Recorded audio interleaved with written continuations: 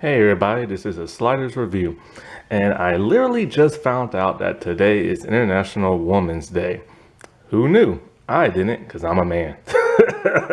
And because so since I never knew this holiday, growing up, so I've now decided to try to crank out as many videos as possible as I can today, slowing down the other videos that I already recorded and stuff. So I'm gonna have to delay those. Chances are when these videos do upload, it probably won't be today. It'll probably be tomorrow, maybe, who knows. But hey, let's try to speed through this right here, right now. So I'm here today to talk to you about Guidance Season 1. This was a show that came back out in 2015, and the executive producer is Michelle Trachtenberg. She's best known for playing Dawn on Buffy the Vampire Slayer. And I remember I watched this years ago. Okay, it lasted for 3 seasons, and I watched this years ago on Hulu. But I never talked about it because I didn't have my channel back then. And when I did want to talk about it, at that point in time, Hulu took it off because there was CBS All Access, and then of course that turned into Paramount Plus. You can currently find all 3 seasons on Paramount Plus. This show is one of those awesomeness shows. I've talked about that network before because I reviewed 2 other shows from that, and they're pretty good. There's another show that they made that I might talk about. I don't know. I have to rewatch it. I never personally liked it. It was called Tag. Basically, what awesomeness is that it's teen drama shows, whether it be murder mysteries, drama, or like horror fiction. Oh no, wait, I saw 4 of their shows. I talked about all 2 of them, and now this one. And so, yeah, because there's Freakish I reviewed, there is Light as a Feather, and now this one. Tag I've never reviewed. I personally didn't like Tag, but hey, that's just that me. And for the most part, these are really good dramas. It would have been nicer if they would have had like a bigger budget and probably like a bigger network to like house them and stuff. But they did really good for what they was able to do. And this show is low budget. It's just a drama. And it lasted for 3 seasons. The first season is good, but it's not as great as season 2 and 3. It's probably the weakest out of all 3 because this is the first one, the template and everything. A lot of the majority of the scenes revolve around that of the guidance office. So you get kind of tired of seeing this one room and this one room only. And it's just a bunch of interviews. It's the guidance counselor interviewing the students in season 1 because something bad happened and they have to investigate it. And that's basically what this series is about. It's about something terrible that happened, and the guidance counselor is like the main star who's trying to figure things out and solve the mystery. It is kind of odd and interesting how the guidance counselor is taking on like this like detective PI type role. I like to think of this series as like any type of teen drama meets Baywatch. Basically, what I mean by that is how in Baywatch, they are lifeguards and they will disarm bombs, take down terrorists, stop drug dealings, it's like all kind of crazy crap like that. They would do everything but lifeguard. And that's kind of how these guidance counselors are on the show, but it makes it for an interesting and intriguing watch. Also, when it comes to the awesomeness shows, some of the cast you might recognize and some you don't. Basically, they're former child stars and stuff, and also web personalities. An interesting blend because you have people who are from like Nickelodeon, Disney Channel, stuff like that, and other like movies and shows, and then they're mixed in with like YouTubers, Vine people. Vimo I think also was another one, but not TikTok because TikTok wasn't around back then. And some of these people are like dancers and singers from like their web personality type stuff, their social media accounts. it is really interesting. Now, some of these web personality people can actually act, and others not so much. Which is why I don't like the tag shows. But Guidance was a really, really good show that I always wanted to talk about. And with season one, basically the big drama and the big scandal revolves around a girl named Miriam. Miriam is played by that of Amanda Steele. And basically, the scandal that revolves around her is that somebody put revealing pictures on the internet, and it basically ruined her life. Everybody calling her names like slut and thinks she's too provocative, and she's a dancer who applied to Juilliard and was about to be accepted until these pictures leaked. Now, what's interesting about these pictures is that none of them are nude. In fact, she is clothed, but she's just in provocative poses. And I think one time she's like in a tank top and stuff. So that is kind of odd that they would go the clothes route, because normally, well, a lot of these movies or like TV shows that deal with teen drama, they are now going into this leak photo route. They did it in the Power Rangers rebooted movie in the 2017. They were about to do it in the Powerpuff Girl live action thing, and they done it some other properties and stuff. And the reason why I said this is probably the weakest out of all of them is because I get it. Like, like Juilliard didn't want her because of provocative pictures, because of poses, but it's not like she was nude. But, Disney Channel does things like that too. They get onto their stars that they post a picture of themselves in like a bikini or something like that, because Bella Thorne got in trouble for that one time, and they're very strict about stuff like that, so I understand that. But at the same time, they was not nude pictures. Sure, they had no business being on the internet, but it would have been a bigger dramatic show if there was something more provocative, you know what I'm saying? And so, but it's also the weakest out of all three seasons, only because it revolves around that guidance counselor room. Some of the writing is a little clunky, and some of the dialogue is a little clunky. Some of the pacing of the show and certain plots don't necessarily make sense, and they're kind of just like added on. Also, this is only 6 episodes, they're 20 minutes long, and other seasons are a bit longer than that. So they benefited for a longer season to have more dramatic stuff. So if this would have had like, more episodes and they kind of would have focused a little harder on the drama, then I would say, yeah, this is like the top of the top. But right here, it's just at the bottom. But it's okay, because like I said before, it is a good starter.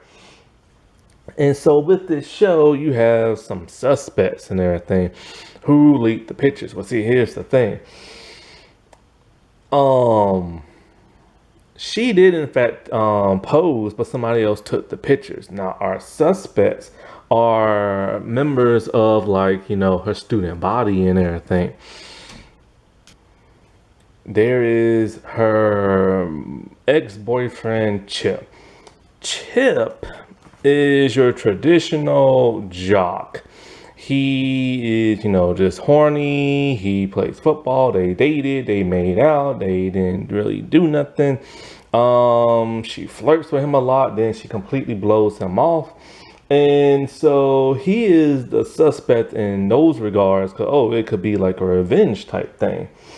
And the Chip character, he's mellow at first, but then he does something very slimy. Because, he doesn't want nobody knowing he took those pictures, because that makes him a huge prime suspect. And it's to the point where Principal Walsh is like, Walsh is like, she needs somebody to pin this on, and he's the likely suspect, so he gets like in trouble and stuff. But he gets in even more trouble because this other student pushed and shoved him, and he pushed that student on the ground, which causes him to get in trouble with football people, and he gets suspended, and he gets arrested for like the photos and other stuff. and his life is being ruined all because he took those pictures. He's not an all-around terrible guy, but when I say he did something slimy, he threatened to go to the police on the guidance counselor and be like, "Oh, you did this and you did this to me," or something like that. And she did nothing to him, but he was gonna lie and everything. He's also a little creepy in regards that he saw like a fallen eyelash on her cheek, the guidance counselor, and got really close to her face and pulled it off. It was a very disturbing scene. But when you see him throughout the rest of the show, he's not that bad. Like when it comes to Miriam, she's a gorgeous girl, but she's going through some sad stuff. Her dad's super rich. They live in a mansion and he's never there. She tells people her mom died, but in fact she didn't. She just walked out and doesn't want nothing to do with her daughter because she's moved on with her life. This causes Miriam to be neglected and feel like nobody wants her and she's not pretty enough and this and that. He tells her, you're pretty and all this other stuff. And to prove it, they take pictures to boost her self-esteem. And she liked them so much. And he even texted her the pictures, they was on his phone. Bridget is your rebel girl. She's goth, she's rude, she's blunt. And she's the type of person that you can say anything to her and she will try to pick a fight with you. When she was in the guidance counselor's room, like the guidance counselor has Twizzlers and she moved them and put them on her desk, and Bridget's all like, "Oh, you did that because I'm a big girl, didn't you?" And the guidance counselor like, "No, I just did that because I didn't want to eat them all." In actuality, she did do that because of the girl's weight. And so, she's been like, picked on and stuff like that. So she has a chip on her shoulder. She also wants to start a feminist group at the school, but the principal won't let her. So she tries to get the guidance counselor to do it. In this whole show, in the first couple of episodes, when I said the writing is clunky, it's like everybody is just like put off by the guidance counselor.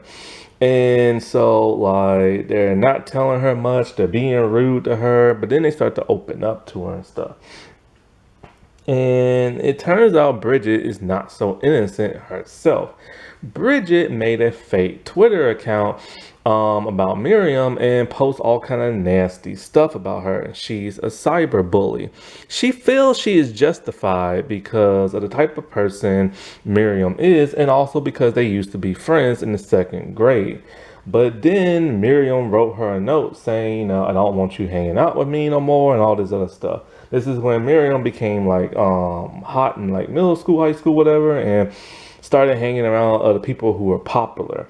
This pissed off Bridget, so she wanted revenge, which makes her a prime suspect as well. And especially since she created the Twitter account. And she's no better than the person who posted like the photos and stuff, and because she's a hypocrite, she literally is bullying somebody who she does not like. And that is wrong and stuff like that. It brings down a person's self-esteem. What's even worse is that she posted something after she deleted the Twitter account. She posted something about like if Miriam was to die, something like that, like who would care or something like that. How much is she worth because she is worthless.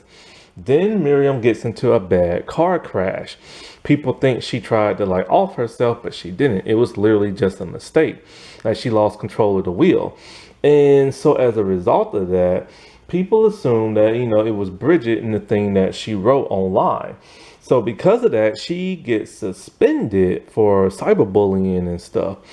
And it's a really dramatic scene because Bridget is really shocked and surprised. She's all like, "I've done nothing wrong." But she's an instigator and everything. It's kind of like if a person, like this one case I saw on TV, a real life story where this one guy was contemplating taking his life and his girlfriend persuaded him to do it by taunting him because she didn't like him. And it's kind of similar to what Bridget did. And so Bridget gets like all pissy and talking about why do you always take Miriam's side and all this other crap. She mellows out after realizing, after getting suspended, she has to go to counseling to see like a real counselor, like a therapist and stuff. And she realizes what she did was wrong because she would not want nobody to do that to her and stuff. Roger is the dorky, nerdy guy who has Asperger's and stuff. He is the one who created that app. See, the person who leaked the photos online put it on this type of app where you like rank a person's pictures. This is something I have seen popped up before in another teen drama. And those rate my picture apps is kind of, is for people's self-esteem. Like, oh, you think I'm hot, so you like my photo. But the problem is, if they don't get the results that they want, then it can lead to self-depression and stuff. And so, he is very jittery and nervous and all this other stuff. And he's a suspect in the sense that he had a crush on Miriam. He thought they was having a connection. He researched everything about the perfect kiss and all this other stuff. So he went in, but she was not interested. So people think that, he posted these pictures to get back at her and stuff. And he made his app, but he made it to where, when they're investigating, it could be easy just to find somebody's, email address, they set up an account. He doesn't have none of those stuff for people. He's all like, he doesn't bother with those type of things. And, it's free for the people to use, and he's not going to regulate stuff and, and all this other crap. And so it makes him look like a really bad person. When Miriam's father gets upset about the car crash and the whole picture thing, he starts to call in, I think the FBI or something like that. So all three of the suspects are screwed because, they look as guilty, and they keep professing their innocence and stuff. But then he does finally give her the data that she needs, the email addresses and stuff. And she doesn't know who could be who because she's looking through tons of emails and stuff. And he tells her, normally they don't use their name, they use a nickname or something like that. And after talking to Bridget, she realizes something. She thinks she knows who the suspect is. Now, when it comes to that, the counselor's a bit off-putting. Michelle's character is very young, in her mid-20s, fresh out of college, and she used to go to that school. And she's feeling out of place, especially when the students are very rude and mean to her and stuff. And so she's not very good at her job, and she's not very good at this investigation. She's a counselor, not a PI and everything. So she's constantly blaming the wrong people and all this other crap. And she's no closer to figuring out who it is. And so, but she really wants to help Miriam out. But Miriam, of course, is being distant and, doesn't want her help and is upset about everything in the pictures and stuff. And the thing that she doesn't realize is that if she never took those pictures to begin with, none of this crap would even happen and stuff. And you never get them to other people. This is a lesson that's been going on for ages since the internet started and stuff. And, the counselors all back in my day, we had Polaroid pictures and you wouldn't take pictures like that. Yeah, you would. For somebody who has developed pictures, yeah, you would. People are freaky. And so, of course, then digital cameras came around and, so the guidance counselor is really not good at her job, but Michelle plays her very well. Michelle's a very good actress and is underrated and stuff, mainly because she played Dawn, and Dawn was very annoying. And a lot of people haven't seen Michelle's older stuff, when she was more mature. But anyways, so then they threw in this subplot of Michelle's character liking this one teacher. First, he's not interested because he just got a relationship. Then they start randomly making out in her office. Then he's not interested in her again because of something that got put on the announcement. See, somebody bugged the counselor's room. And they recorded Miriam and the counselor talking about how Miriam said she's better than all the students at that school. And she thinks, she's all that and stuff like that. She's not necessarily all that innocent. She's a queen bee type person. This causes her to be alienated, and then that teacher doesn't want to hook up with her again. But then he later wants to do a relationship with her. I'm surprised the person didn't leak them clickety clacking. But anyway, so she has no idea who planted the bug. It could have been any of the suspects because they're constantly in and out the room. But there is one suspect I have not mentioned yet. Linz is Miriam's cousin, and she's a goody two shoes and everything.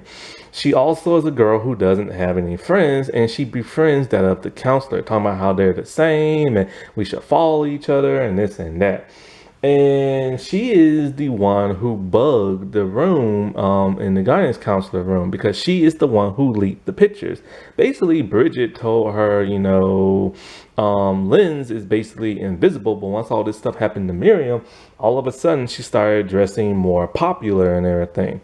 And so basically, it's what happened was is like Miriam has no time for her cousin. They don't hang out and all this other stuff. She doesn't have friends, and she also had a crush on Chip, and then Miriam started dating him, and that really pissed her off. So to get revenge, she posted the pictures online to ruin her chances at Juilliard and have everybody hate her.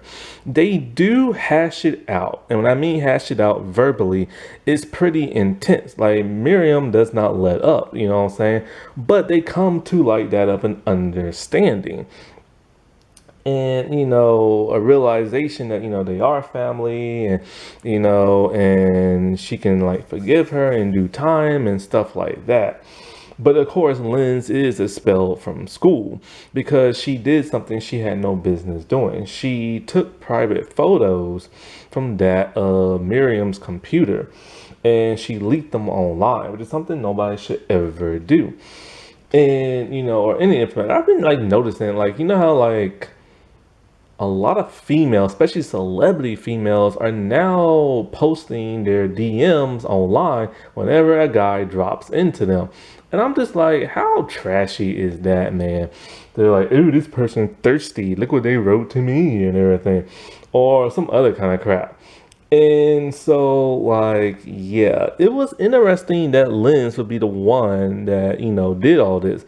She was the least likely suspect.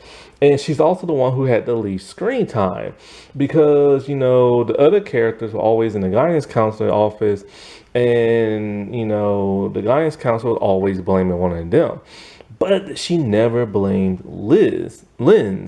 And Linz was constantly pushing her to blame other people, making her a likely suspect. It's always like, it's just like Big Brother when you watch that reality show. People who are pulling strings are constantly trying to push for somebody to get eliminated. Then when that person does not get eliminated, they want to know who put them up on the block and everything or who suggested it. And it's normally the person who's always pushing and stuff.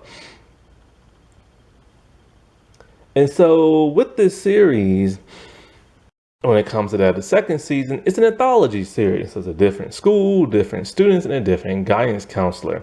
The guidance counselors are always former child stars. The third season, it revolves around a former Disney star. I don't know who the second season star is. I've never seen her, nothing. But I will talk about those two seasons at a different time. So yeah, you should really check this series out. It's really interesting and really good.